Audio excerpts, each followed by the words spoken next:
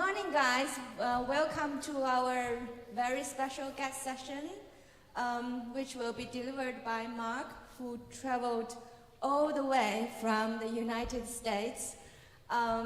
So as you probably know already from my introduction on the internet, so Mark directed the movie that you guys watched.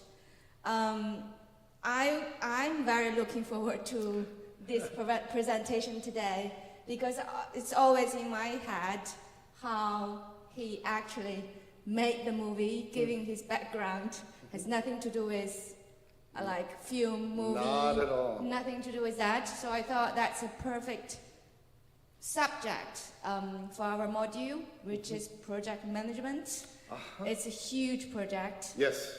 And also the content is about mountain rescue, but apparently Mark worked in very different academic domains than us. Yeah. So it would be, to me, it's always very useful to understand, you know, some thoughts about the same subject from a different perspective. So over to you. Hi everyone, thanks for coming. My name's Mark, my wife Stephanie is right over there. We've just arrived yesterday afternoon into your lovely city. We've had a terrific time. Really glad to be here today and to be speaking to a group of students who are thinking about a set of issues that frankly are in a very different domain in which I myself was trained, or in which, or that I typically think about from a theoretical point of view, but that I've had a lot of experience of in practically. As Professor Wang was just saying, I come from a very different background. I have a whole history behind me as a professor of constitutional law and legal history, generally like Anglo-American legal history. But then at a certain point in my life, sort of thinking about retirement, which I am now officially as a law professor, I began to think about making films. I had a whole, as I was telling Professor Wang, I'm from Los Angeles, so it's, you know, everyone's spiritual destiny if you're from LA to make a film. I thought that would be interesting to do at some point in my life. And since then I've started a video production company. I made the film that hopefully some of you have already seen, and now am beginning an entirely new path as a documentary filmmaker with a number of other projects, both on our plate for the future and some smaller ones behind us as well. So I understand that this is a class about project management. You've talked about it both in theoretical terms and maybe also looked at a number of case studies, specifically that of mountain rescue organizations. I think that's super interesting. I understand that mountain rescue organizations coming from the nonprofit sector are maybe a little different from the kind of organizations in which some of you will work or hope to work. These are small units that work together as incredibly cohesive teams, but I really agree from my perspective as a law professor that they provide a wonderful case study for you to think about larger principles of management that are applicable to whatever you do. So I thought that what we could think about this afternoon, Professor Wang had asked me to begin our time together by talking about the project itself and what it means to bring a film from concept to completion, and really what it takes to do that from an intellectual point of view, but also from a kind of practical, managerial perspective. And I'm happy to walk you through that. Throughout the presentation I'll give during the first half of our class together, please stop me at any point, raise your hand, just shout out, hey you, and ask a question if you'd like. It would be wonderful if we could have a dialogue about this because, as you know, this is not my academic field, and so I'm really interested in thinking together with all of you about some of these issues and to develop ways to understand how what I do, or what I've done, and what I think about, namely mountain rescue, is applicable to the kind of aspirations that you have as students of business. So I'll walk through the film from concept to completion, and then in the second hour, I'd like to speak about some of the core principles that mountain rescue units offer for students of management, which I'm going to present to you in a business, and I'm going to present to you in a kind of scattershot way, and again with the hope that we can engage in some kind of dialogue and develop some ideas together. That said, the final point that I'll make in the second hour really pertains to the core idea of the film, which I hope is directly applicable to what you do, although I'll present it at a high level of abstraction. It's the idea that I think brought Professor Wang and I together around these surprising shared interests that we have in mountain rescue units, namely the importance for mountain rescue groups in exercising their larger spirit of generosity and altruism toward others, which is their organizational mission. So in exercising that organizational mission, they achieve it with such extraordinary effectiveness because of their connection to a physical and a geographic location. That's the kind of core principle of the film that I think is applicable to you. We can talk about it more. But to start, let me just walk us through, as I see it, what it takes to bring a film from concept to completion. But before I do, any thoughts, questions, concerns, things that you'd like me to address? Aiden, Brian, Jack, Lily, Antonia, anyone else whose names I may not know. We're all good? Okay, let's press on. I'll walk you through what I think are the most important things that you need to bring a film from concept to completion. Now we're talking about, or I'm talking about film, but of course the reason that I'm talking about it here to a group of students who are interested in project management is that I think it's applicable to whatever kind of project you're engaged in. I think certainly when I was younger, when I was your age, I had a sense that people were working in all sorts of individual, really specific domains of human experience, and that you had to kind of silo yourself in one of those domains and become a full expert in it. And I think now, with the benefit of experience and a little bit of hindsight, I kind of feel like that pretty much no matter what you do, you're basically making stuff, or you're making stuff happen. And the principle, or the tools and the ways of being and the ideas that you use to make stuff or make stuff happen can be used no matter what stuff you're making or what stuff you're trying to make happen. So film, what I think it takes to bring a film from concept to completion are first ideas, that's the core, what you're training as students to develop. I'll explain that more. Money, people, organization, and then just a ton of hard work that you have to mix with at least a certain amount of joy, or else you're not going to be carried through. So at the core of any project, and certainly this is the case for film, is some basic idea that you have that grounds ultimately the mission that you engage with organizationally. And ideas come from a place, whether it's an idea for a film or an idea for a product. And those ideas grow from the following things. I think love.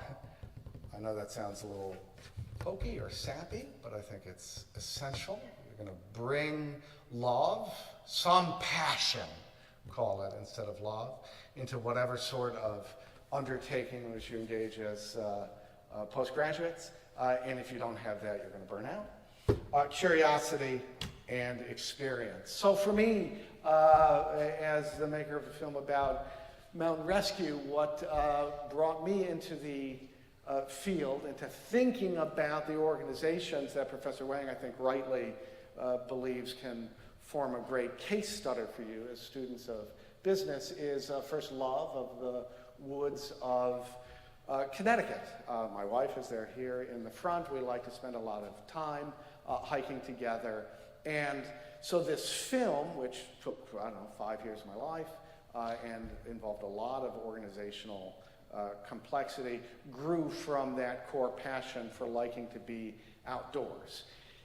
Here's then maybe a larger lesson that I'm sure all of you will bring into your lives as people working in business. A love of the woods of Connecticut, a love of hiking, eventually led me to get a little bit of emergency medical training because I thought we should be prepared in case, God forbid, something happened to us in the backwoods. Got emergency medical training. Eventually that led me to get a wilderness emergency medical technician certification, which led me to get in time a certification as an emergency medical technician trained to work in an ambulance in what we call the front country, in urban and suburban areas. And I just started volunteering to do that because I thought it was interesting and important. So something unexpected comes from love. It sounds like a Hugh Grant movie or something, but something unexpected comes from love.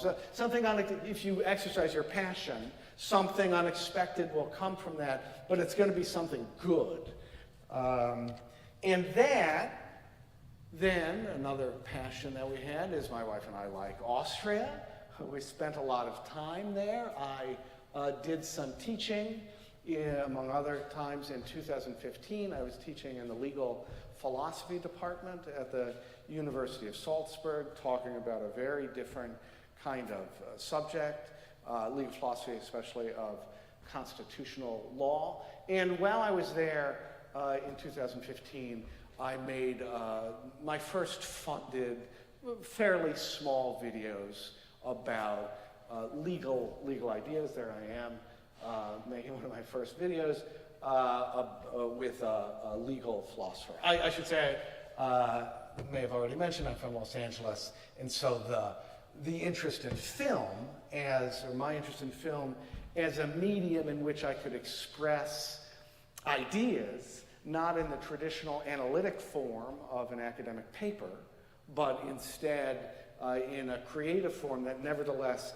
carried with it analytic meaning in a non-analytic form, was something that just kind of came naturally to me. So, like the outdoors, like Austria, love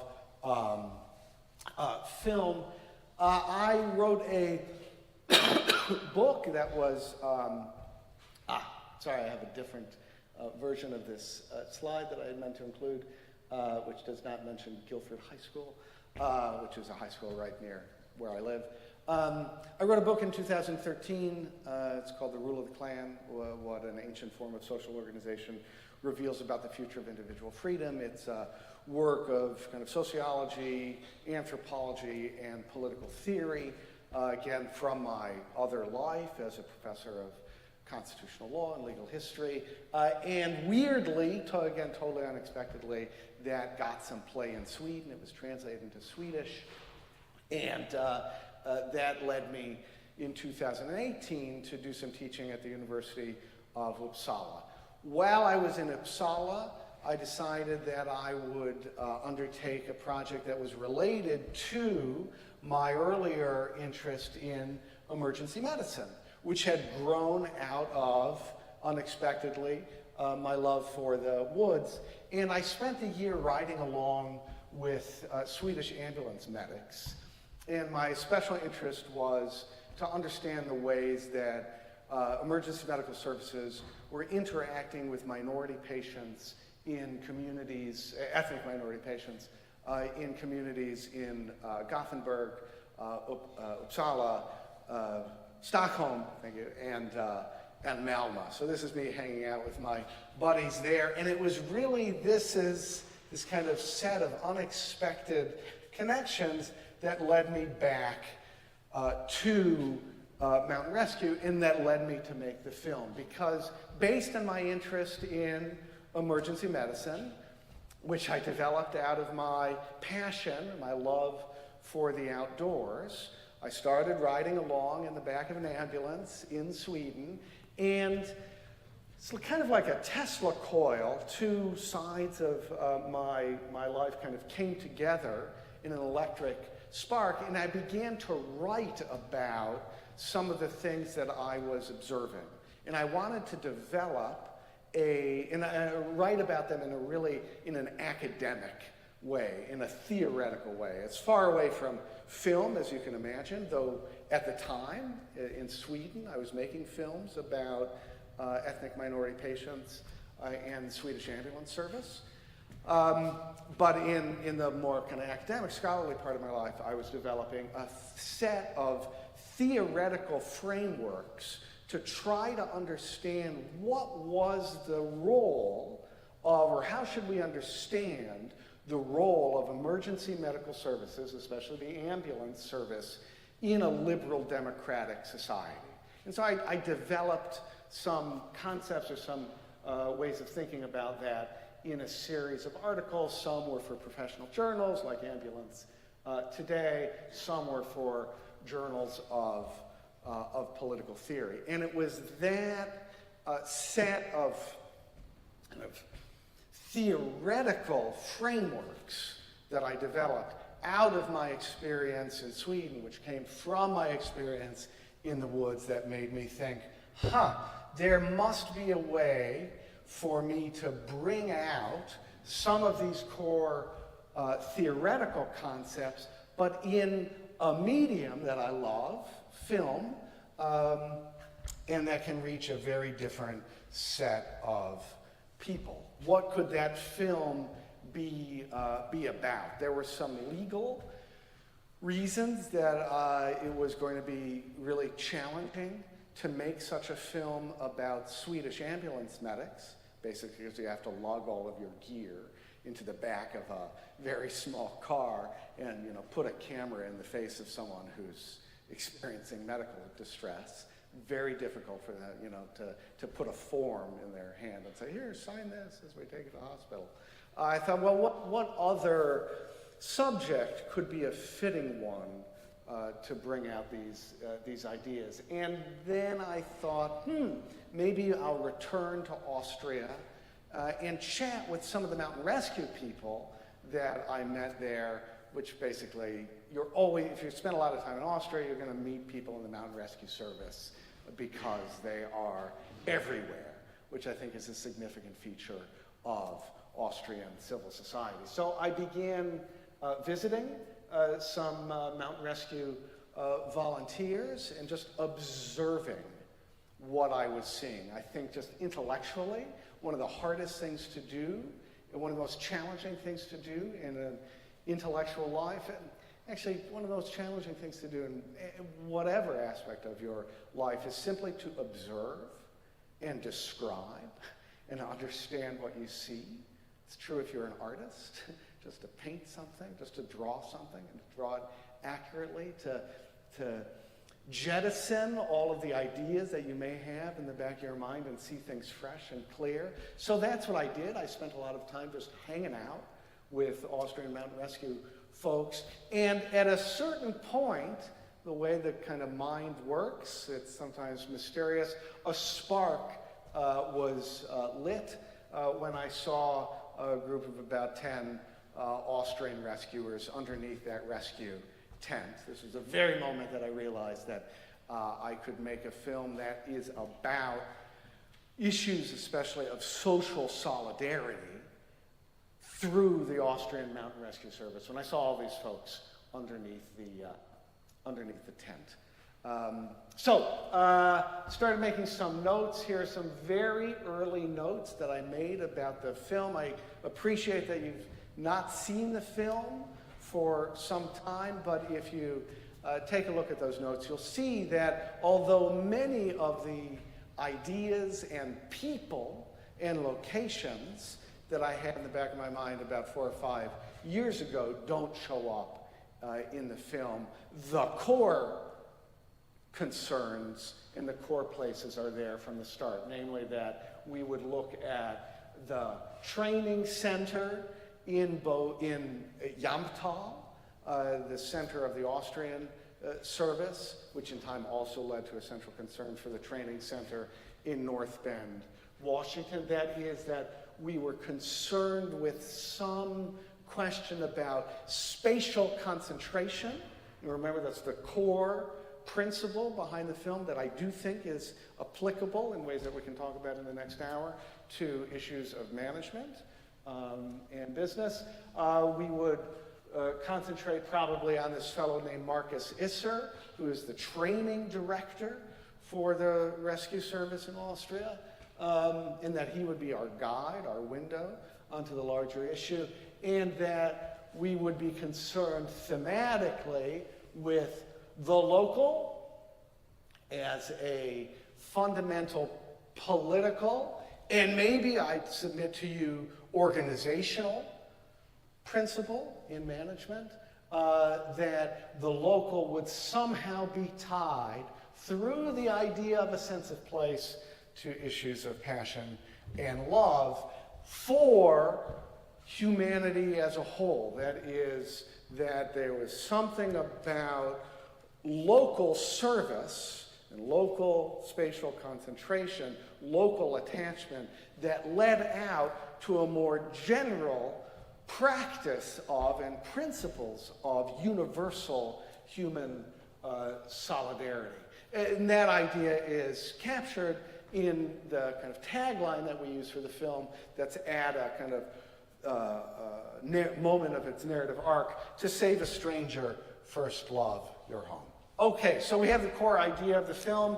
To make the film, to make anything, to make a product or make stuff happen, you need money. Now for me, my video production company, Hidden Cabinet Films, is a nonprofit organization. We are what's known as a 501c3 organization in the United States. Are there any Americans here in the audience? No Americans? Okay, so 501c3 is a particular privilege, except for my wife. I understand she's American. I understand that Brian is, American or just South American. So 501c3 is a particular provision under the Code of the Internal Revenue Service of the federal government. And in exchange for a variety of benefits you receive if you're classified as a 501c3 nonprofit organization, which requires you to go through all sorts of hoops and also to have a particular type of mission and a particular type of organizational structure, you receive the benefit of being free from taxation. That's a wonderful benefit because you don't have to pay government any money. And also you're able to accept donations from individuals anonymously, which can be very helpful.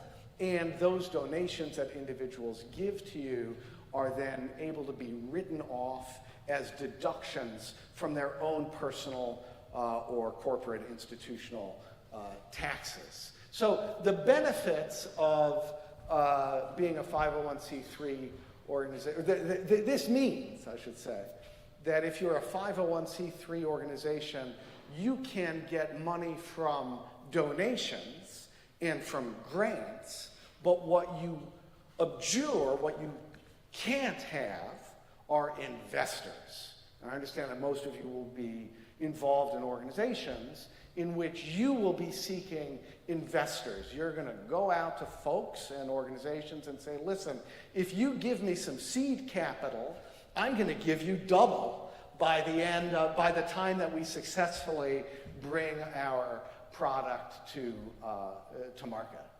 And that's not the case for 501c3 organizations. You can't do that. And I understand that in a way that may seem then very different from what you all will be doing, unless you want to go into 501c3 or nonprofit management, which I think is a really interesting field and its own kind of ball of yarn. It's fun to think about. But I do think that, again, the principles are generally applicable. So the pros of being a nonprofit organization and relying entirely on grants rather than investors, is that you have total artistic independence. No investor, no, in the world of for-profit filmmaking, no executive producer, these are the folks who basically provide the cash, is going to come in later to you and say, listen, you know, take out all the stuff about the war because it's a downer. And we really want as many people as possible to come to the theater. So take all the difficult stuff out.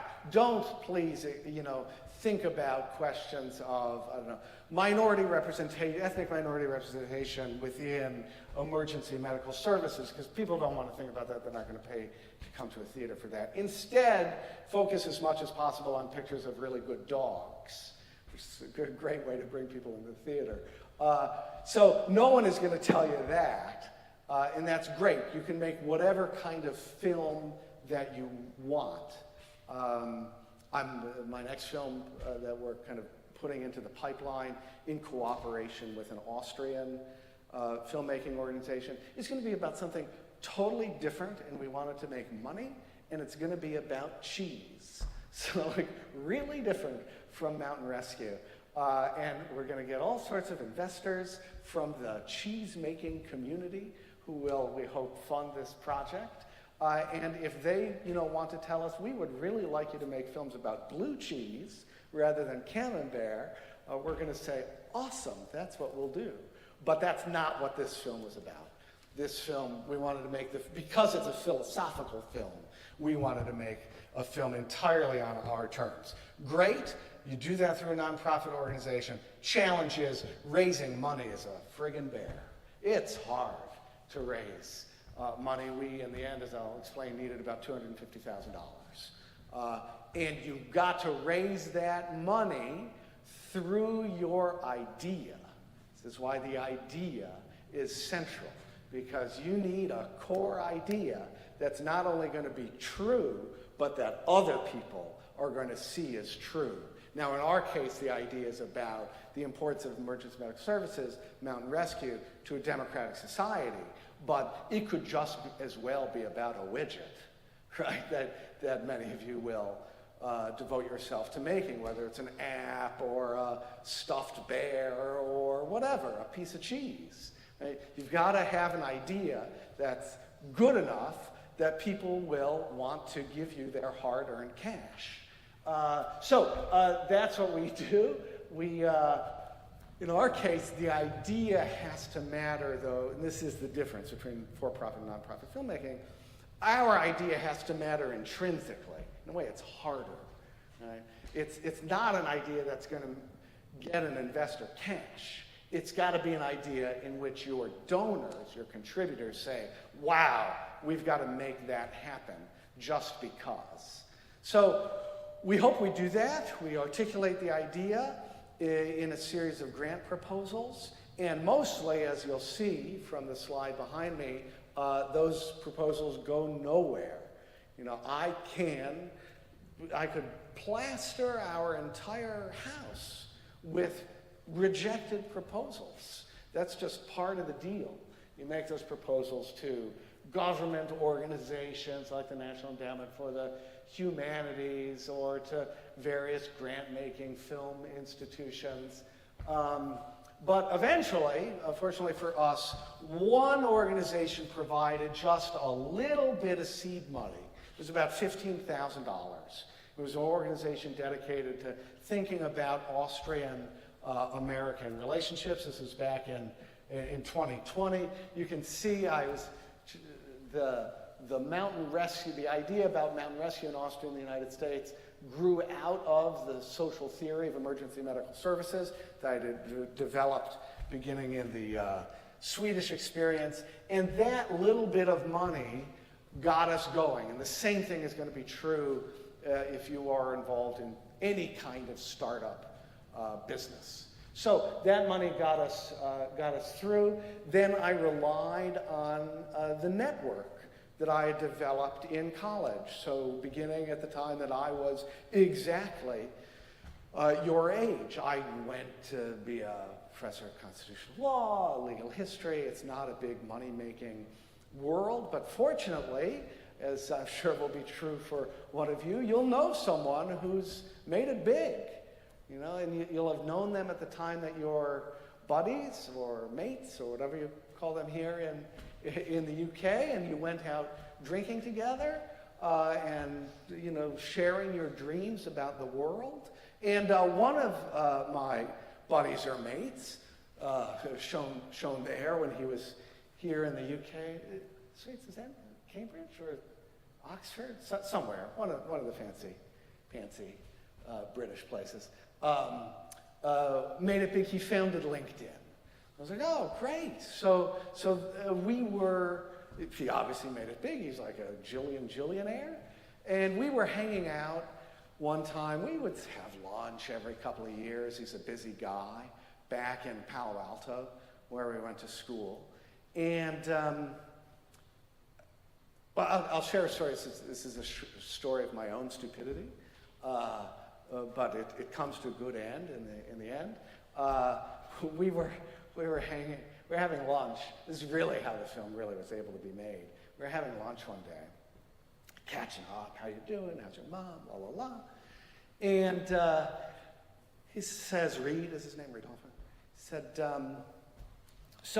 know, what are you thinking about these days? And I told him about my theory of emergency medical services and social solidarity. You may know LinkedIn is this kind of professional networking platform, among other things that it is. So it's really concerned with issues of social solidarity and community cohesion. That's what networking is about.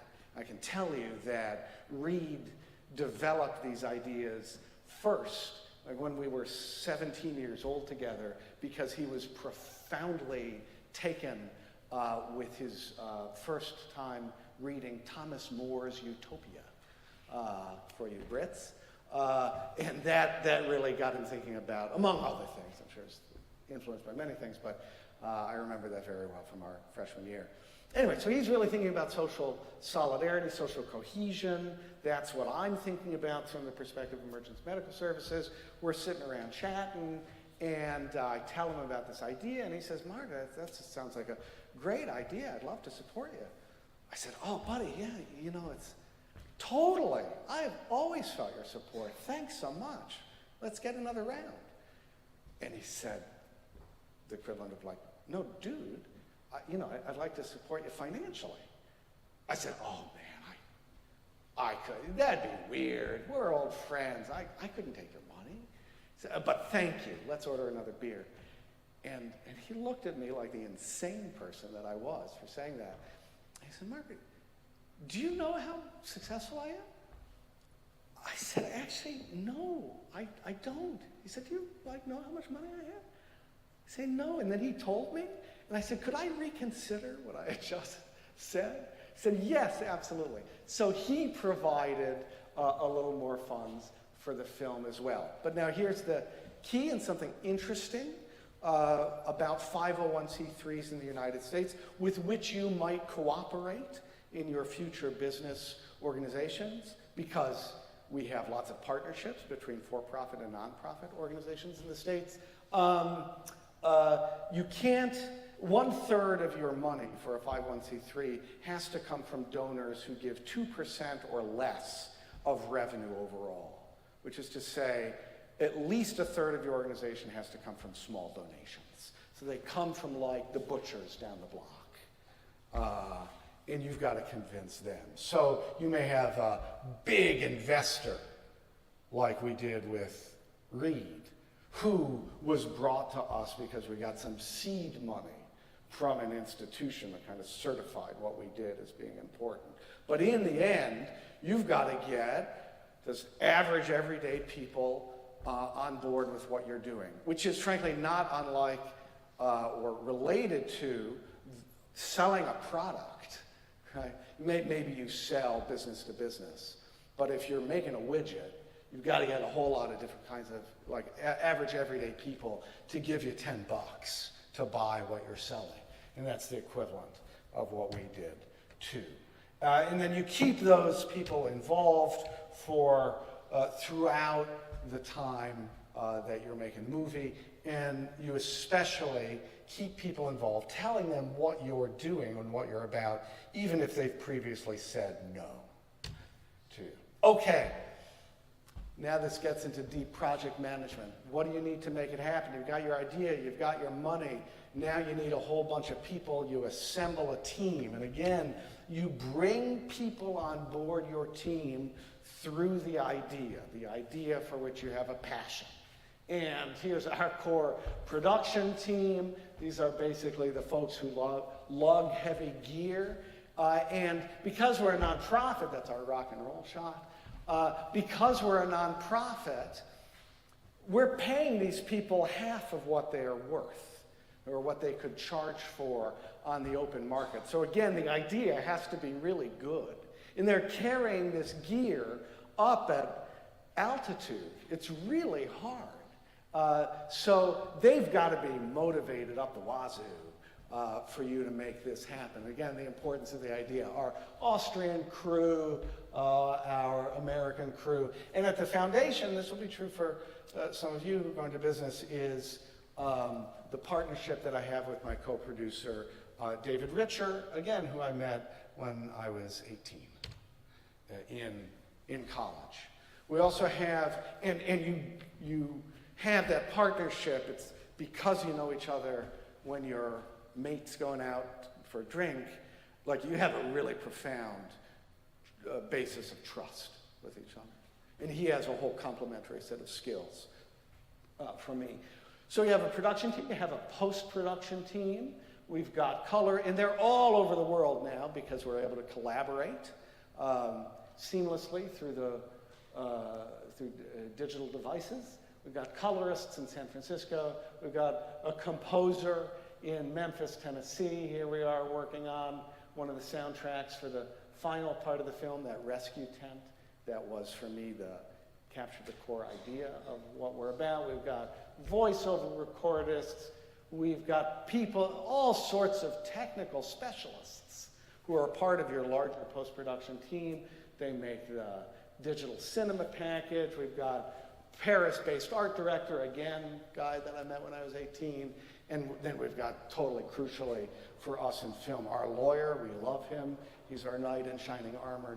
Nothing happens in the project without his assistance. So it's a big team of production and post-production, and it expands way beyond the core people who make the product that you're bringing to market, namely the film. It includes all sorts of ancillary supporters who can help you along the way in some ways that you can't expect.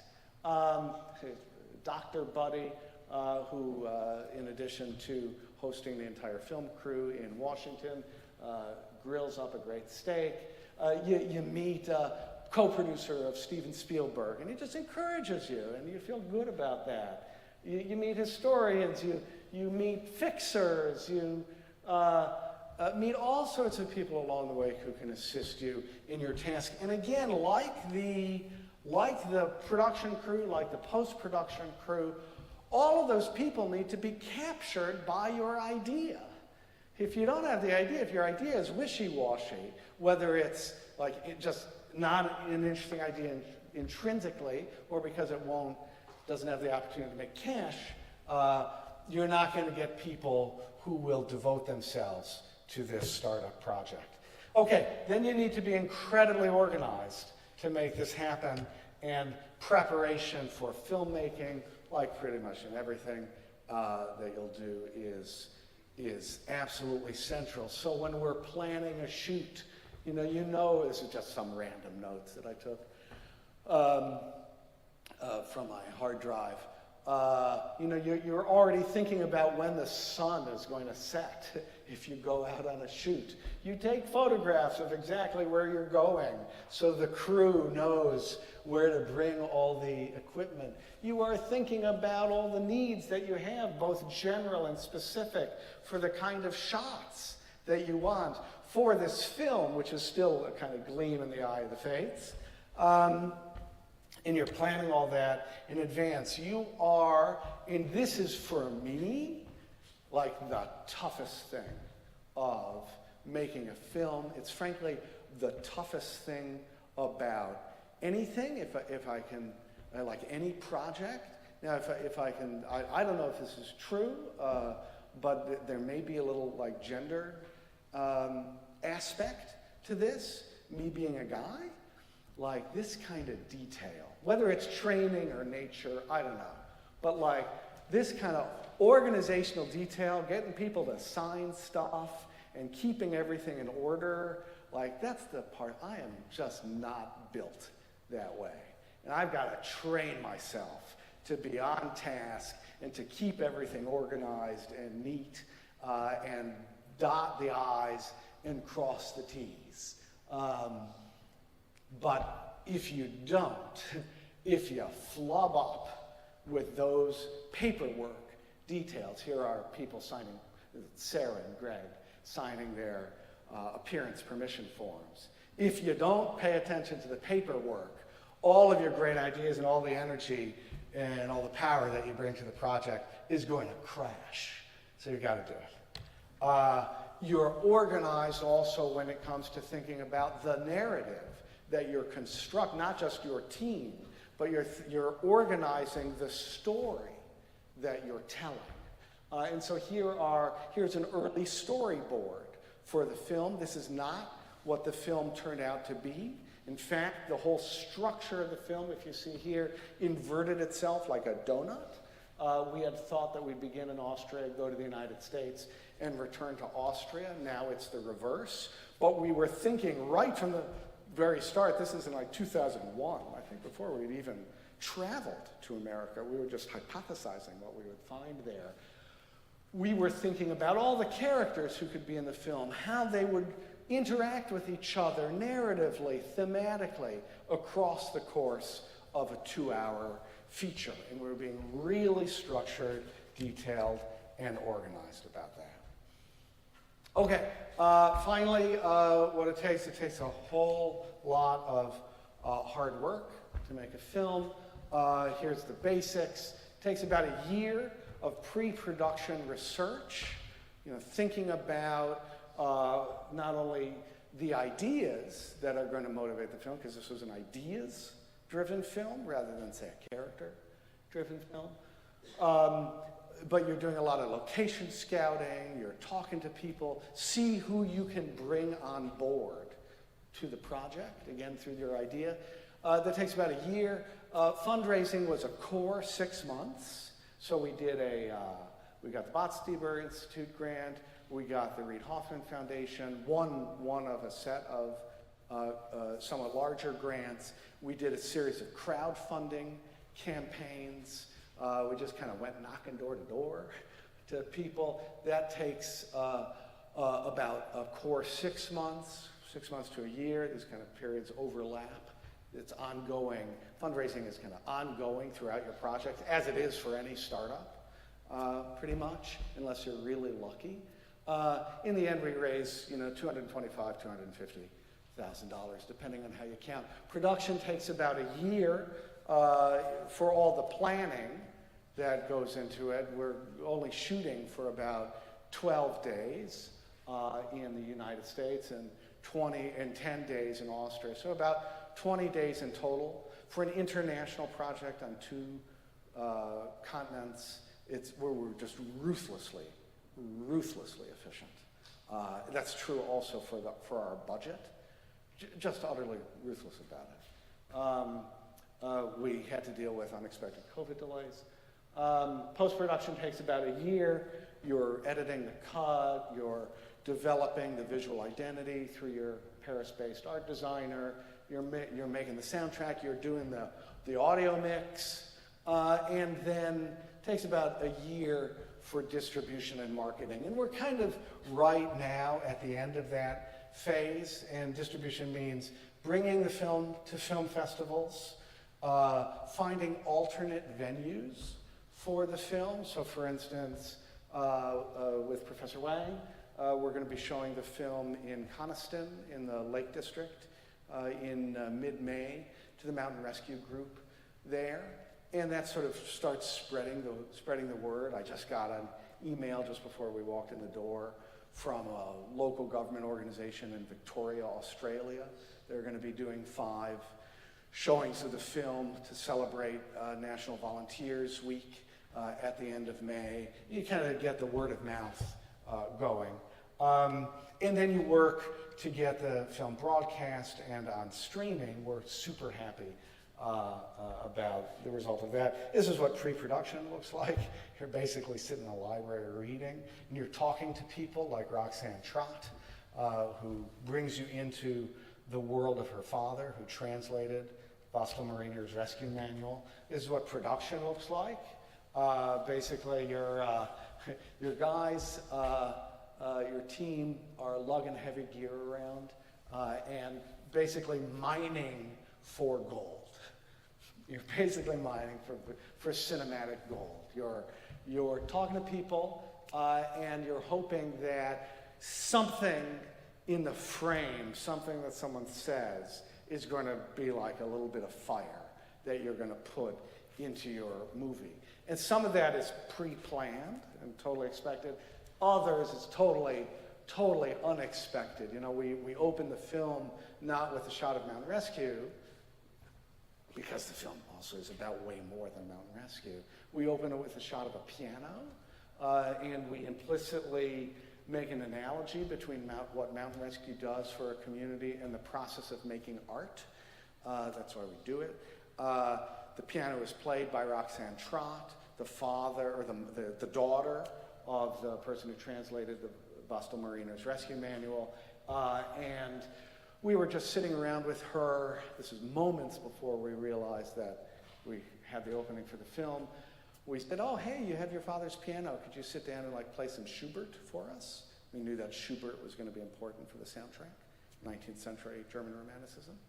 And she said, sure, and then she started doing that little practice riff. And she said, yeah, I've written this piece called Homage to Emergency Responders. And she played it, and we knew instantly, wow, we've suddenly struck a bit of gold for ourselves. This is what post-production looks like. It's basically David and I, my co-producer, hanging out with our Paris-based art director and with our composers, and we try to develop, in this case, a visual identity for the film that is tied, again, to the core idea, which we can talk about more in the next hour as it relates to principles of management, namely the importance of the local, and the way that the local, in a core sense of place, can be a mission motivator for a larger and a more universal altruism.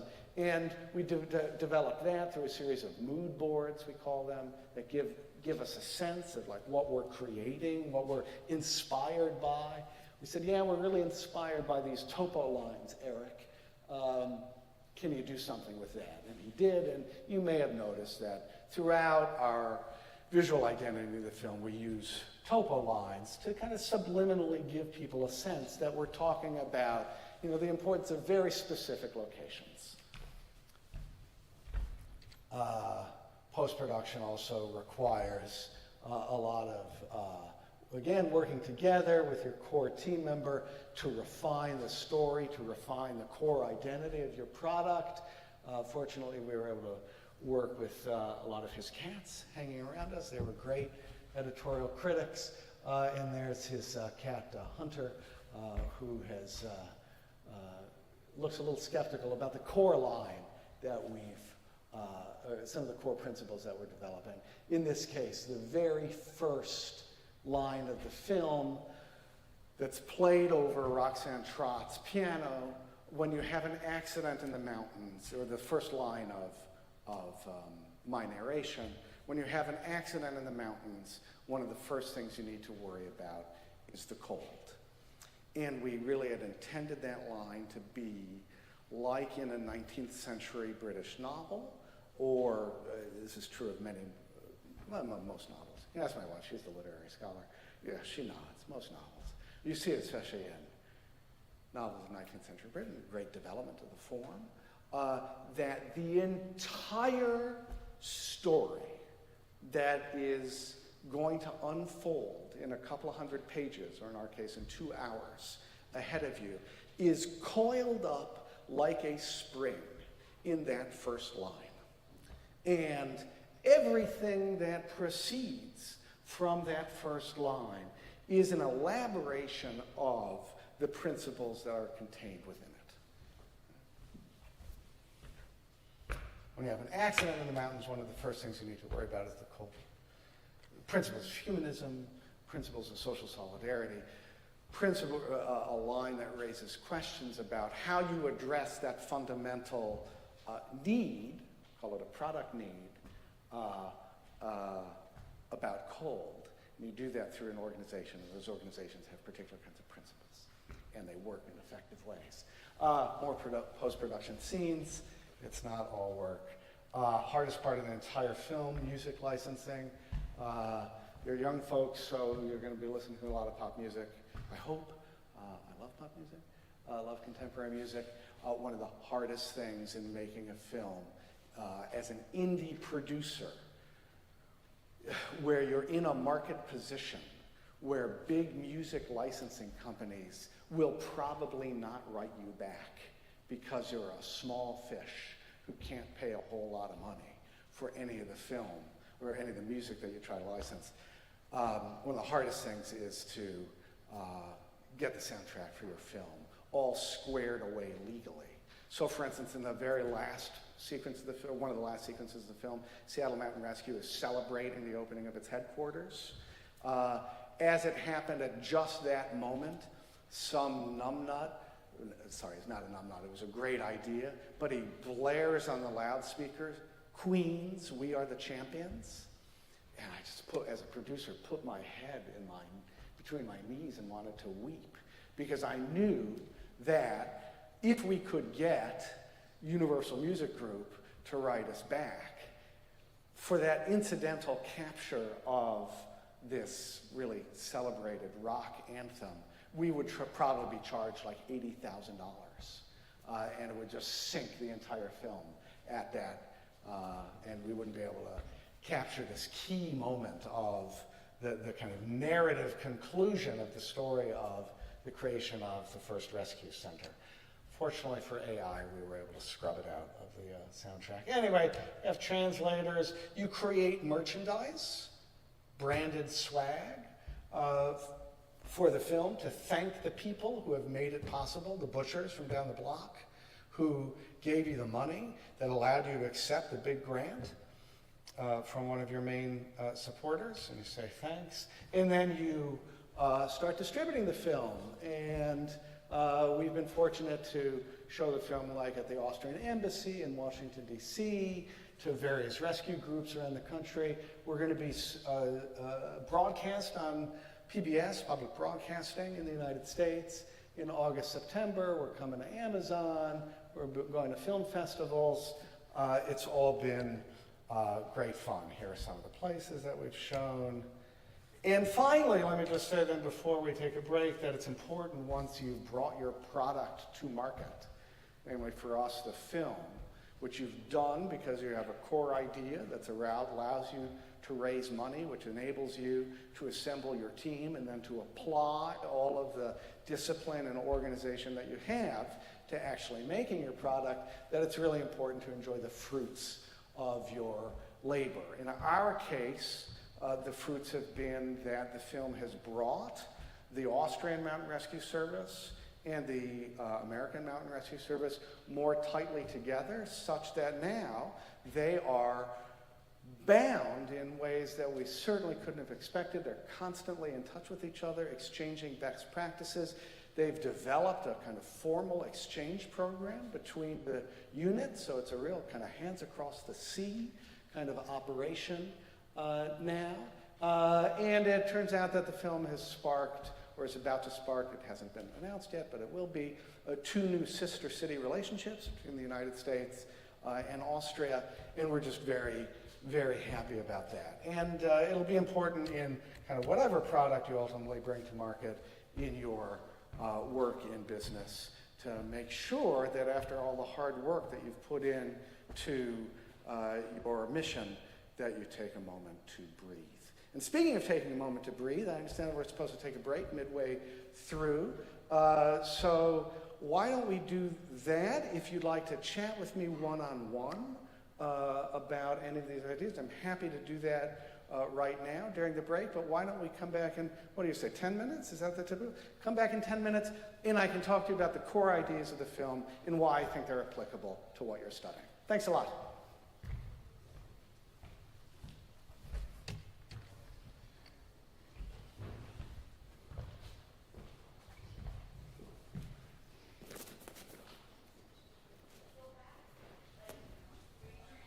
Yeah.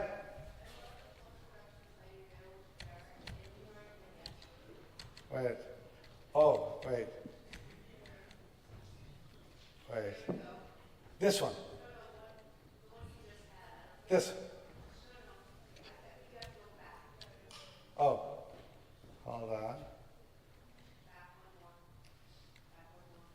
Oh, yeah. Oh, yeah. Yeah. You know, it's so funny. Yeah.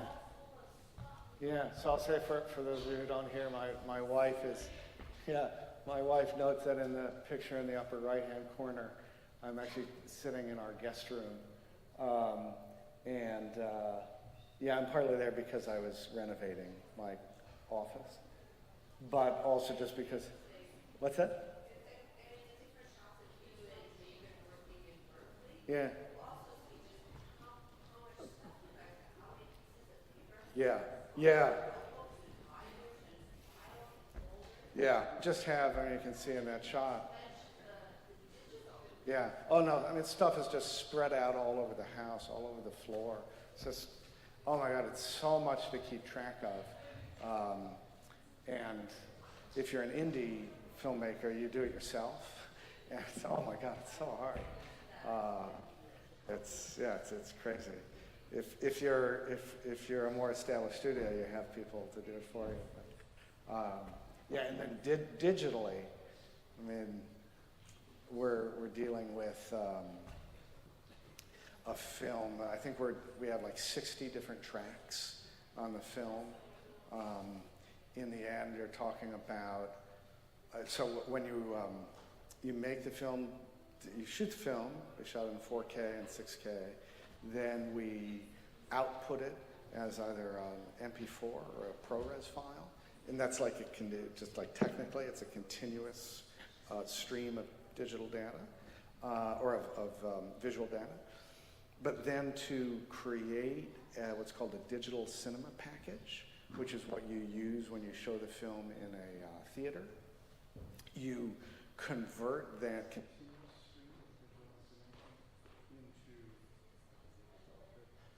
Let's see, you convert it into individual JPEGs, so that then the JPEGs, it's to simulate a traditional celluloid film experience. And so we're dealing in the end with about 150,000 individual JPEGs that constitute the film. And like each one of those has to be kind of accounted for and colorized in a proper way. So, oh my God, it's just an organizational, crazy task. Yeah. Let's see. Hey, Professor Wang, do we have the next PowerPoint?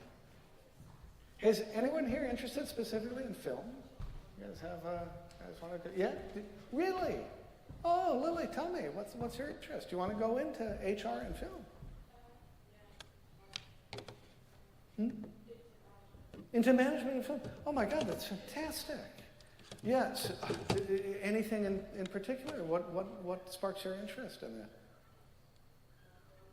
Oh, do you? That's it. What kind of films do you like?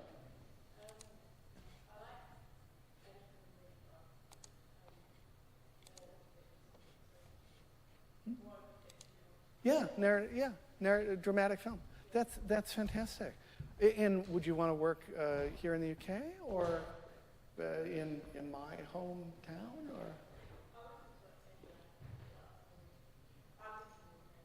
That's fantastic. Oh, we're such admirers of the UK film and television industry. It's incredible. It's a great, I mean, I hope you can see like these management principles. Like if you can have all the great ideas that you want as a filmmaker, but if you're not thinking about the way that projects can be managed, and if you don't appreciate some of the specific aspects of film as a product and film teams as a team, well, you're totally sunk. Nothing is going to happen. So it's wonderful. And so you're interested more in like the management side than in the directing or some of the technical sides. Is that right? So fantastic. Do you know about this position called a line producer? Yeah. So a line producer in the film industry is basically the person internal to a project that makes everything happen. And they account for the budget of everything that's within the project and all the organization of the various components of the team in the project. And I wish I had a line producer, but as an indie filmmaker, you have to have your own line producer.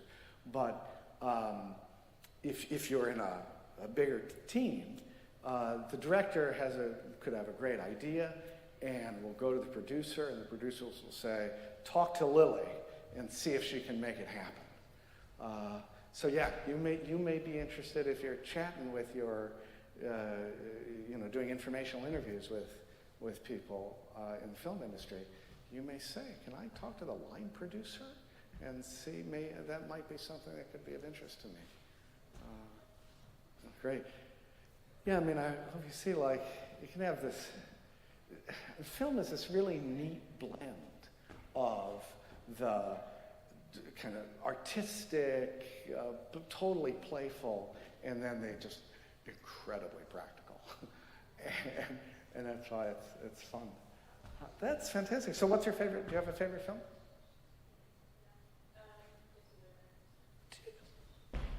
No way. That's fantastic. So my wife is a professor of 19th century British literature. Yeah. Yeah. Yeah.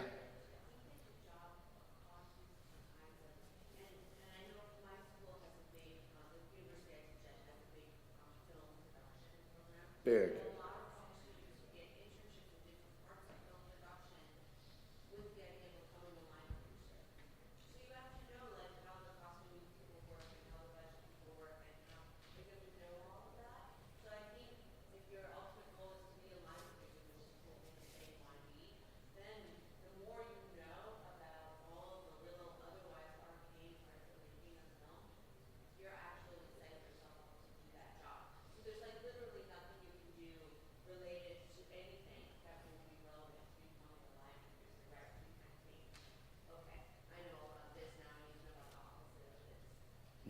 It would be a really cool thing to be. Do you have, how do you feel like your organizational and financial, do you have like financial abilities? Like, yeah? Awesome, you're way ahead of me. That's great, yeah, because it goes to this issue, like, my core interests are in the ideas, in trying to bring them out. If I had had someone who could have handled the practical stuff, the business stuff, the management stuff, oh my God, it just like amplifies your effectiveness. And that's something if you can develop your skills in that area and then appreciate how they can apply specifically to the film industry, you can go on the market and bring incredible value to any company. So it's an awesome thing to do. Talk to us more afterwards. Okay. Maybe a glass of water? Yeah, is there any water? No? If not, no problem. You can see I'm a Professor. I can keep. Oh, yeah, cough drop. Perfect.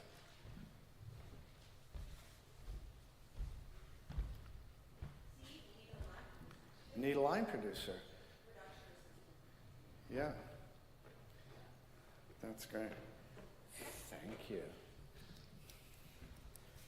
Lily, why don't you, afterwards, you stay in touch through your professor.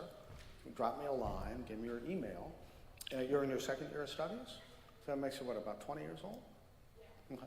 So I'll keep you in mind. And maybe you want to join the crew just to get some experience. Great. You like cheese? We're making a film about cheese. Maybe we could do you're big on cheese, is that right? We were in like what was that market? Smart? Yeah, and we saw all these stores about like cheese shops that seemed like really like dynamic young cheese organizations. And so maybe we could have part of them in the UK. Mm-hmm. You ever see it's that great Monty Python sketch? You like Monty Python? Yeah. The cheese? Yeah. It's the world's most popular cheese.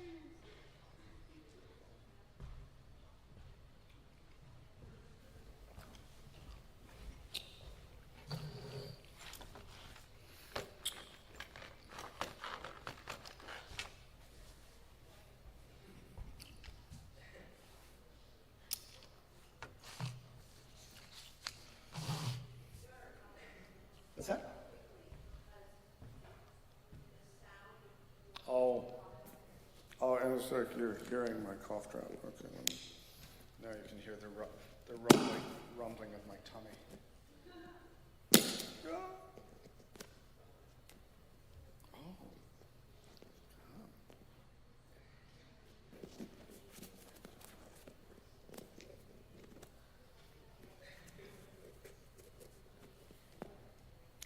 Anyone else out there interested in film specifically? No. Professor Lily? What area? Brazilian film? Also good. South American film? Great. Argentinian film. Amazing. What's that? Mm-hmm.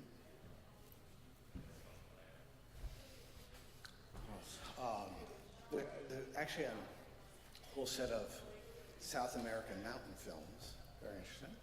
Mm-hmm. Well, around like Bariloche and Argentina and the whole world. Mm.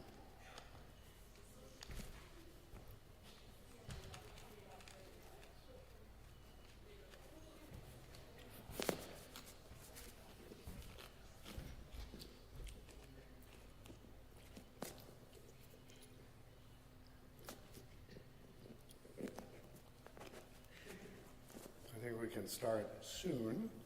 I don't want to, I know that Professor Wang is getting some water, which is very nice, but I know we have a limited amount of time. So what do you think, should we start? Yeah, okay.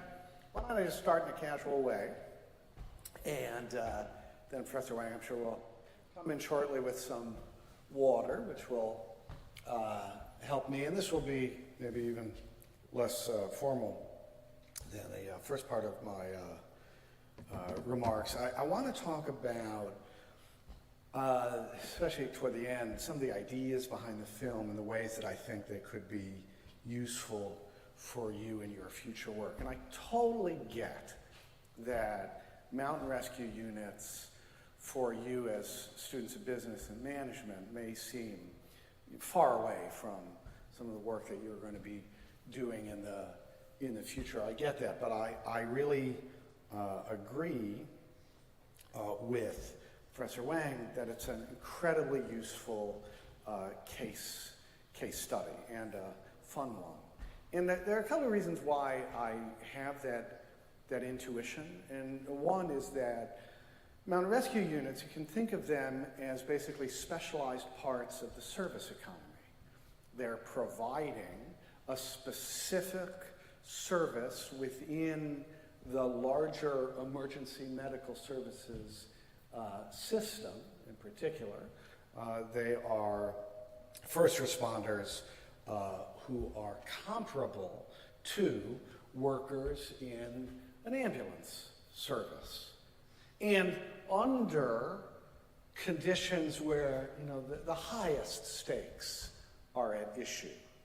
I mean, these are pressures that are way more significant on individual workers than, say, the harsh discipline of the market, which is harsh discipline. But when people's lives are on the line, it's maybe even more stronger than that, stronger than even the market.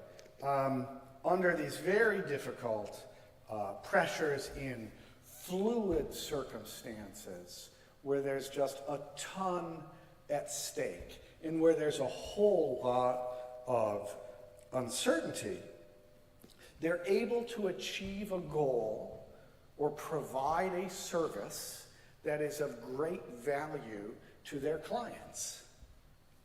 So how do they do that? How do they achieve the goals of mountain rescue and maintain institutional resilience under stress? So again, I'm not a scholar of business organizations, but it seems to me that we must have something that we can learn from these organizations. Now, I understand that these are voluntary service organizations, and so they're different from the profit-making institutions that many of you will want to join. But I have two things to say about that. One is that voluntary organizations like mountain rescue groups are totally central to the life of liberal democratic societies. Right? They are civil society institutions. And we need to make sure and understand the ways in which they can operate most effectively if we're to maintain a set of resilient institutions between the individual and the state, or between, in this case, the market and the state, that provides really the bulwark of our individual freedoms. In the United States, we're used to thinking about that set of ideas with those sets of concerns through a scholar named Alexis de Tocqueville. I recommend him to you if you haven't read him already. His great book, Democracy in America, in volume 2 of that great study. Tocqueville talks a lot about what he calls voluntary association. So first, incredibly important to understand these institutions if we're not simply to increase shareholder value, but also maintain liberal democratic life. Also, secondly, I'm not so sure. Oh, that's great. Sorry, Professor Wang, I just kind of dove in a real casual way. So I'm not sure also how very different that's great. Thank you for the water. I'm not sure how very different these nonprofit and for-profit organizations are in respect to the issues that ground a business education, especially when we're talking about for nonprofit groups like Mountain Rescue. Again, because as I said, they operate under pressures, that is, human life is at stake, that are every bit as much, if not more, than the pressures of the market. I think more. So, and then another reason I'm confident that there's something that we have to learn, or that students of for-profit business organizations have something to learn from the way that nonprofit organizations, specifically mountain rescue organizations, operate in their management principles and their project management principles, is that pretty much, well, not every, I would say, again, Professor Wang can chime in and tell me whether this is true of her experience, is it like 75% at least? So in the United States, in Seattle, 75% or more of the individuals in these organizations are themselves involved in some kind of project management or business, for-profit business associations. Is that true in the UK too? Yeah. And so they bring, you better believe that the Boeing engineer, industrial engineer, all that Sarah Stephan does in her work is think about project management. Or the program manager at Microsoft, who's also Seattle Mountain Rescue's historian, or the city manager and management consultant, or the guy, the engineer who runs his own business, like so many of the people at Seattle Mountain Rescue do, including their training fellow right there. They are bringing their background knowledge and concerns with them into the nonprofit mission that they do for Seattle Mountain Rescue. And that's true, though in a somewhat different way, I think, for the Austrian service, where the folks, consistent with the nature of the Austrian economy, tend to be involved more in small business. So Alois Stockel, the kind of moral center of our film, says this is all about loving thy neighbor. He's a small business owner. He's also an artist, but he runs a business. Regina Poberschnig runs a small business, an outdoor gear outfitter. The director of the Tyrolean service at the time, Hermann Spiegel, was for decades the manager of a large pharmaceutical organization. Sarah Stephan, in our film, is especially concerned with a set of principles that she calls change management that she developed or that she learned at Boeing as an industrial engineer to guide forward projects like building the 737. So these folks, in fact, we used to have a much longer part of the film in which Sarah talks specifically about change management as an industrial engineering concept in the way that she brings all of her thinking about mountain rescue from what she learned at Boeing. We cut that out of the film at the last minute, so you didn't see it, because of this terrible accident that happened, this like mid-air explosion that happened. There were a couple about a year and a half ago, and we were concerned that this would be like an unintentional laugh line in the film where she says, yeah, everything I learned about safety, I learned in mountain rescue, I learned from Boeing. And we were going to show the film in Seattle. It was a very sensitive point to be bringing up at the time. So we cut it, but I tell you that it is absolutely the case that mountain rescue groups in Seattle and Austria bring their thinking about project management from one domain into another. And it's generally like, especially in Seattle, because that's the heart, one of the hearts of the digital economy in America, it's a really techy, geeky culture there. And I think that's why I sense that, yeah, there's something that you can learn from this. I should say that in that sense, it's a little bit, and it's just a bit about my own academic thinking in this regard. I'm influenced by the anthropologist Claude Levi-Strauss, who in totemism, as well as other places in his work, talked about, in his case in totemism, certain types of foods and food practices being not simply good to eat, but what he calls good to think, or what's sometimes described as good to think with. That is, that certain practices, very specific practices in one domain, provide not simply some kind of functional service to a society, but also offer a framework through which the society thinks about all sorts of other issues in unrelated or adjacent domains. So you have a particular set of, say, food taboo practices, and that's important not simply because of perhaps the functional service that the food taboos may serve, but also because food taboos help you think about, say, the nature of community more generally.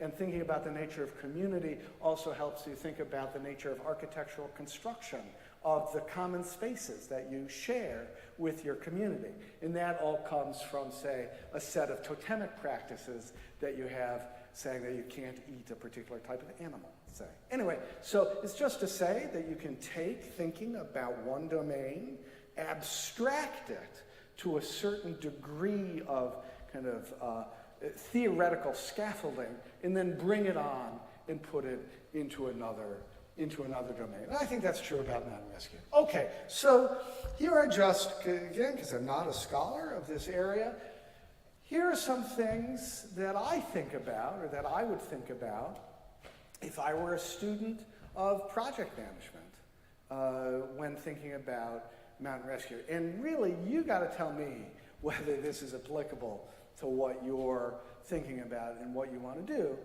Because although I manage projects, film, and other things in another part of my life, I don't think about them in an abstract way. So first, I think it's really important about mountain rescue organizations that rescuers are all incredibly purpose-driven. They have a single common goal. It's true that there are some ancillary goals within the organization in addition to, say, rescuing a young girl who's been lost in the woods in Kittitas County for the last 24 hours. Find her, get her, make sure she's safe, bring her to the hospital, bring her back to her family. That's the mission, go.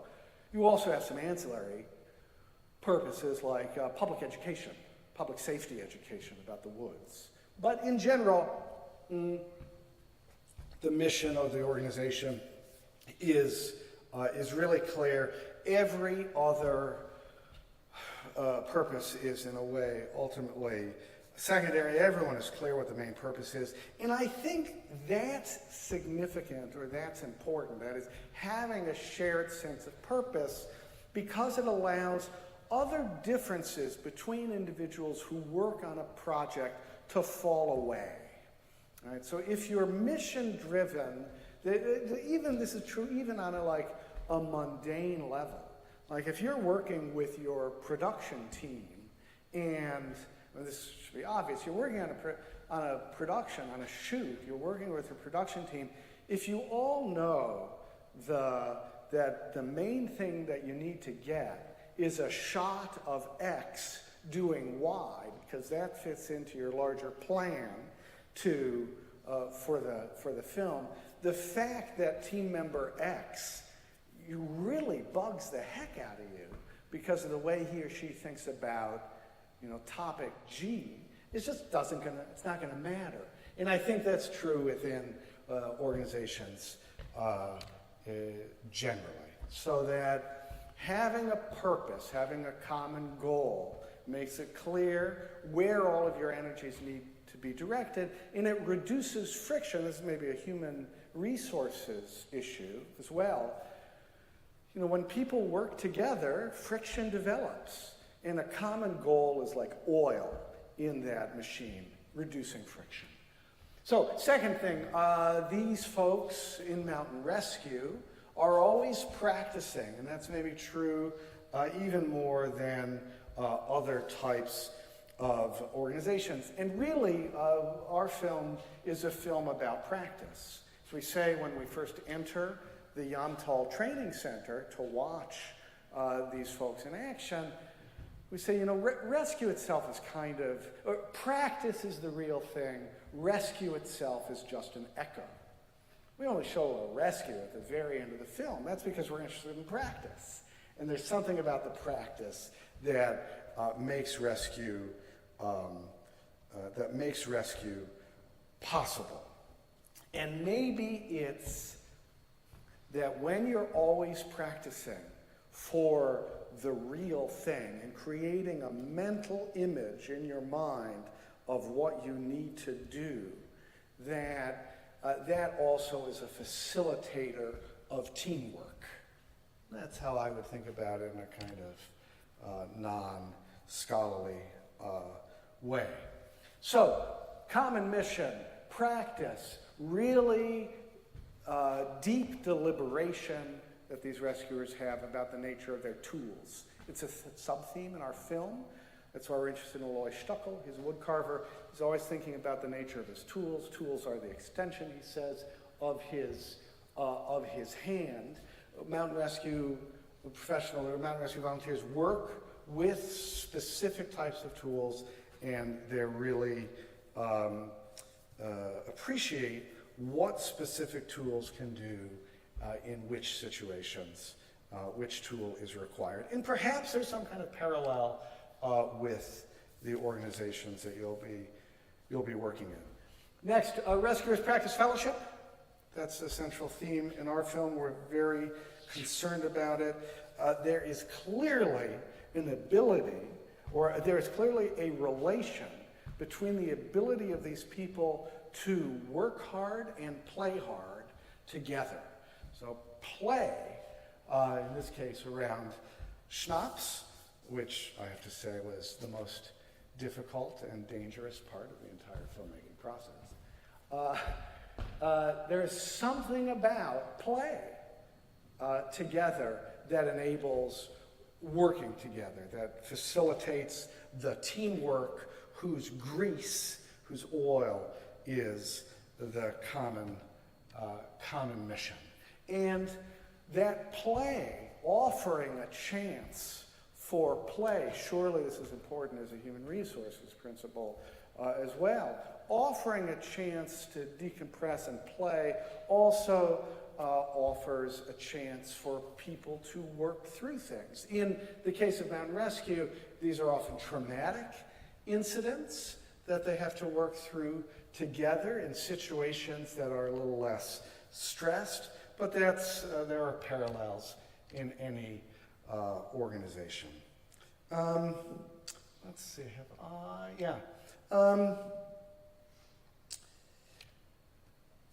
also, what I see as rescuers are constantly cultivating the next generation, which is to say, in organizational terms, they're always thinking about their future employees and who they're going to bring into the organization. And I think that constant thinking about who comes next, how can we recruit people who are better than us, who can be more effective as a team, has also maybe a kind of self-reflexive quality about the nature of their own work.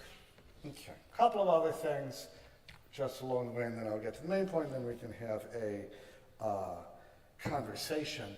Curiously, I found that mountain rescue organizations are always engaged with their own institutional or organizational past. Now, partly that's an issue of constantly, maybe, I'm thinking about this now even as I'm speaking, that an engagement with the past and past practices of the organization, that's not simply an academic or antiquarian exercise. Oh, isn't it really cool that, in 1952, so-and-so was a member of the organization, we had a particular kind of rescue truck. But instead, it's a part of a constant self-reflection that's necessary to develop best practices. So one of the important aspects of the relationship between Seattle Mountain Rescue and the Bergrettung of Tyrol is an international exchange of ideas around this common purpose to develop the best way of doing things.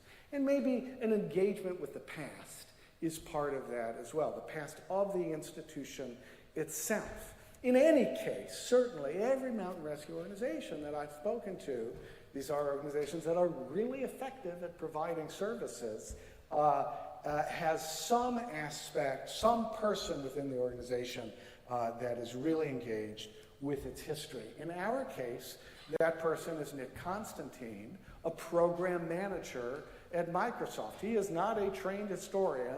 He's a guy who likes to build stuff and bring it to the market, and as we say, make stuff happen. And this very practically oriented guy is the person, of all the people within the organization, one of the most practical people within the organization is the guy who's also most engaged with the organization's history. He's the guy who digitized Seattle Mountain Rescue's archives.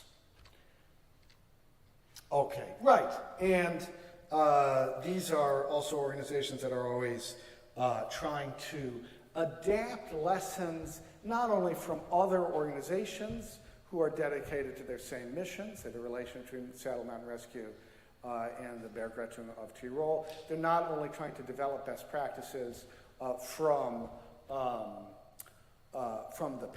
reflecting on the past, but they're also organizations that are always being really open to the possibility of adapting lessons from other organizational domains into what they do. So in this case, in the case of Mountain Rescue, they're not just thinking about the other mountain rescue team in the other valley, say in Austria, next to theirs, and thinking, oh, how do they do things? Maybe we can adapt, how they tie a particular knot, or their particular software that they use for call-outs. We can use it in what we do. Instead, they're looking, in the case of Austria, to the experience of the United States military. And it's really important now for Austrian mountain rescue. Just think about how heavy this is and how interesting. It's really important today for how the Austrian Mountain Rescue Service rescues the lives of strangers in distress. What happened in the early 90s during the American military disaster in Mogadishu? Crazy. But so that's really important. They adapt lessons from other domains. Okay, and here's the kicker, and then we can stop and chat. The story that we tell in the film is, in some sense, the story. It's not the core idea or the core theme, but it helps bring it out. It's the story of two buildings. In the case of Seattle Mountain Rescue, this is an organization that is constructing its very first physical headquarters. In Austria, in North Bend, Washington, they've never had a physical headquarters. They're in this very dynamic, fluid, digital part of the digital-oriented part of the world. Since 1948, they've been doing their thing, but without a physical headquarters. And then the Mountain Rescue Service of Tyrol, we think about their central rescue center, which they've had for a long time. And all of the Austrian Rescue Service is really locally rooted. Our sense is that Seattle Mountain Rescue felt this need for a central, and this is, by the way, this brief digression. All of you, I think, are of the age, I guess you're all about 20 years old-ish, more or less, somewhere between 19 and 23.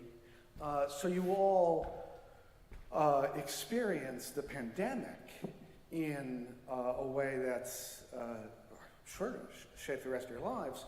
A few years of the pandemic in which you were basically all sucked in to a purely digital, not purely, substantially digital online existence in which there's no central place, there's no physical contact, as we now, thank goodness, have between us. And hopefully this then resonates in special ways with you. Seattle Mountain Rescue felt the call to provide for their organization, as a matter of organizational effectiveness, they felt the call to create a physical space in a central location for themselves. Our motto in the film is to save a stranger, first love your home, by which we mean, most generally the place where you live.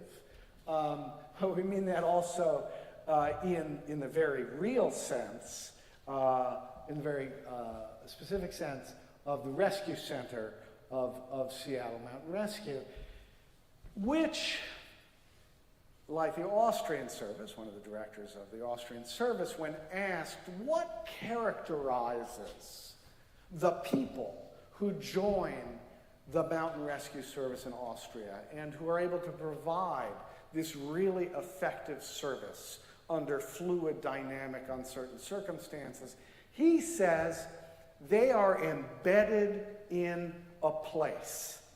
They are deeply rooted. In German, they are geerdet. They are in the earth. And we think that that's incredibly important as a kind of political principle, which I'll talk about very briefly in a moment.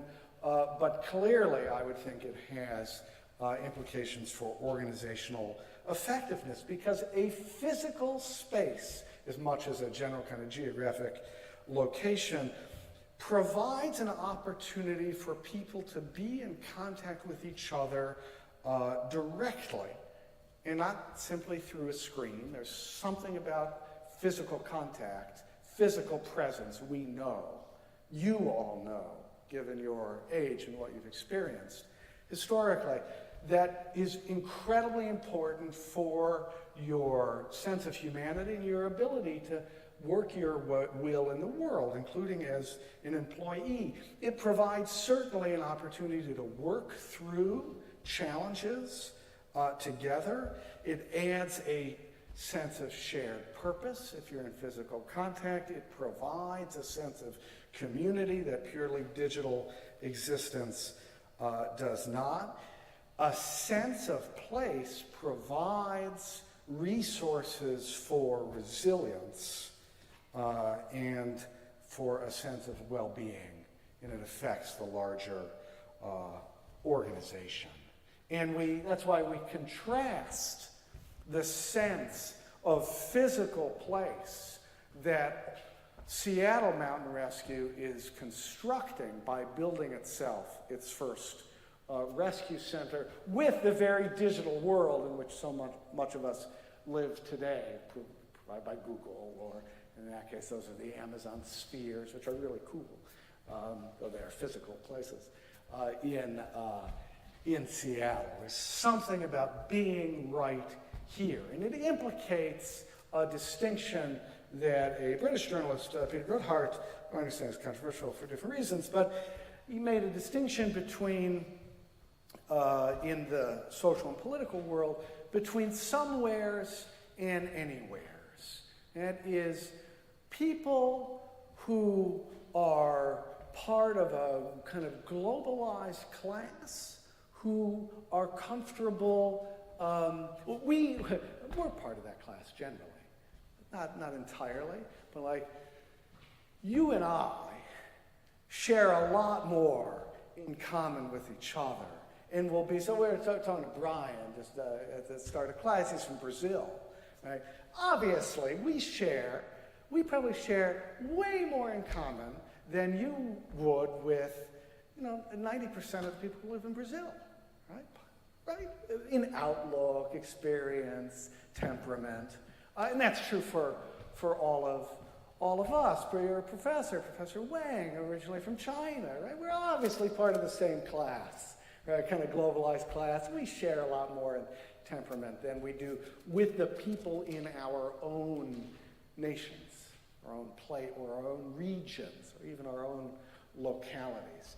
We are much more as people in a kind of anywheres class because of globalization, and we tap into that global economy.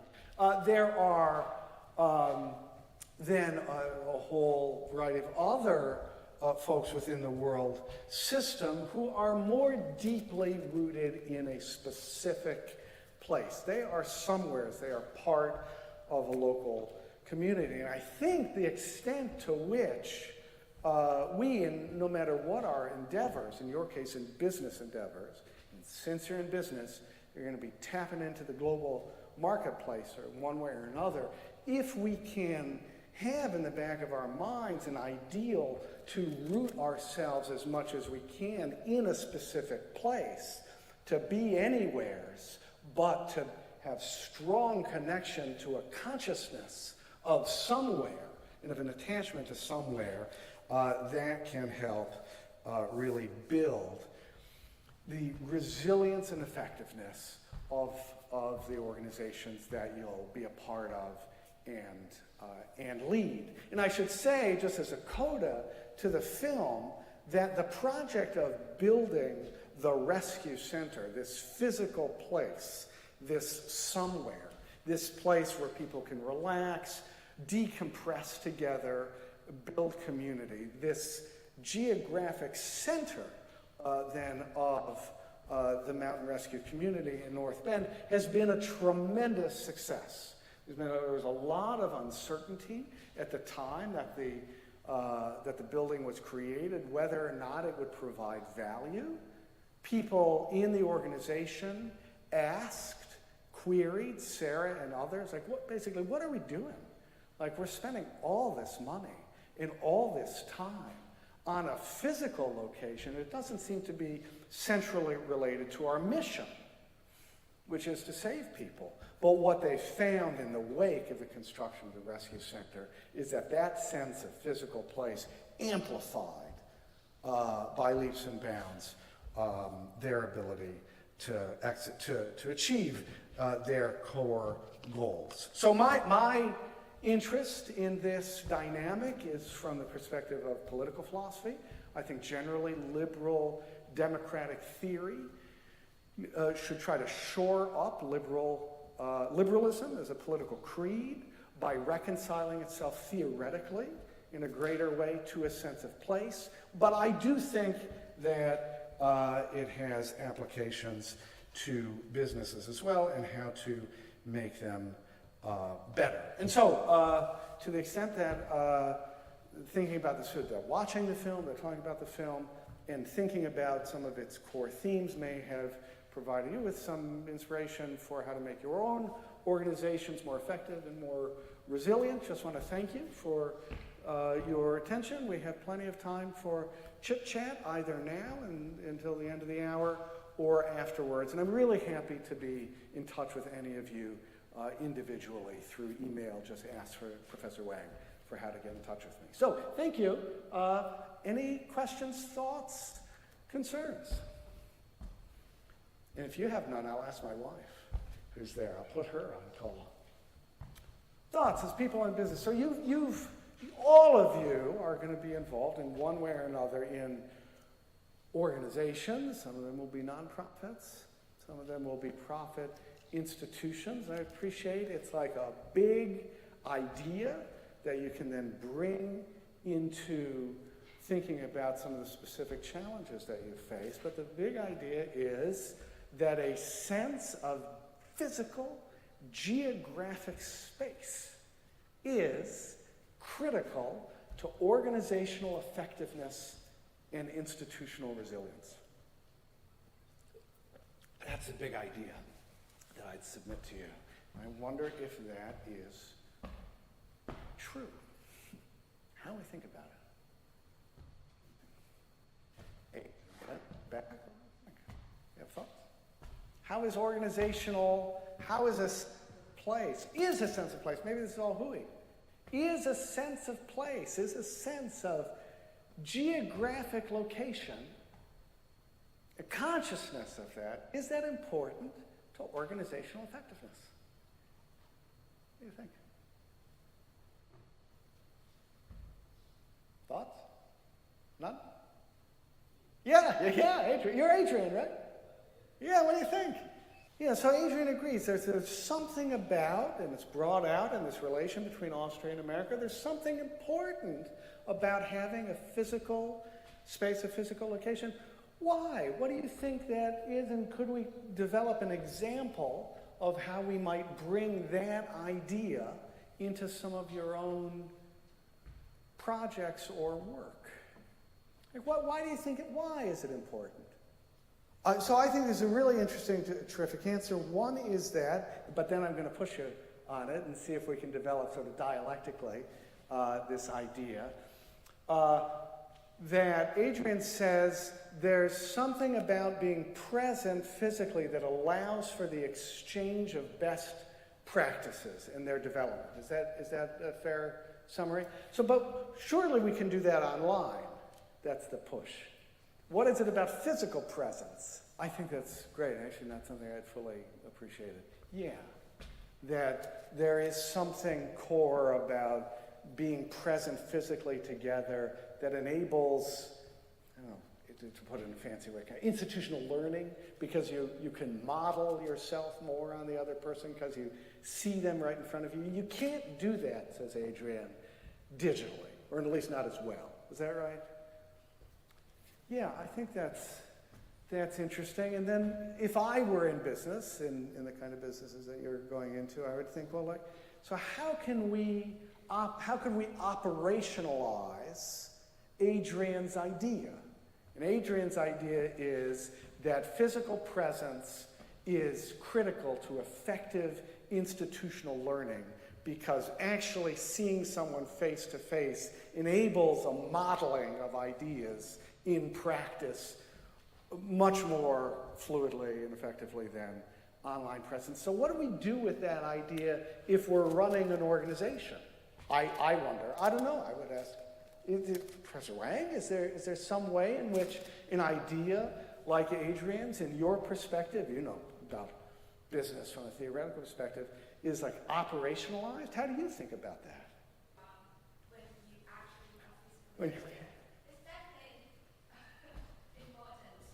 important. Let me even run with this idea that Professor Wang has developed through pointing to the specific instance of our being here together today. Like there's something different.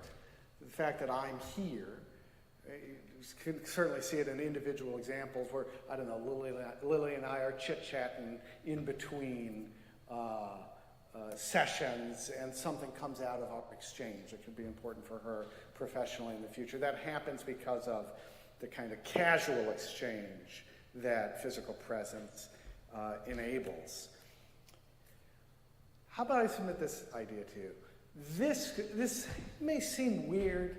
We're here in a business school talking about mountain rescue organizations, but let me suggest that the fact that you've got this professor who's doing this very unusual cutting-edge research in organizational behavior into mountain rescue, and the fact that she, kind of totally coincidentally, happens upon some crazy American constitutional law professor who's made a film that's relevant to this subject, and we get together and realize that from totally different perspectives, we're talking about sort of the same thing. Let me submit to you that it's just then incredibly unfortunate that you're in business school at just this time, because the issues that we're talking about in mountain rescue, and I think especially this issue that Adrian brought up, that is the importance of physical presence to institutional effectiveness and resilience, is the key issue for business of your, not our, but of your time. Because you are now of the generation that's all online. Business is online. Organizations are online, significantly, not entirely.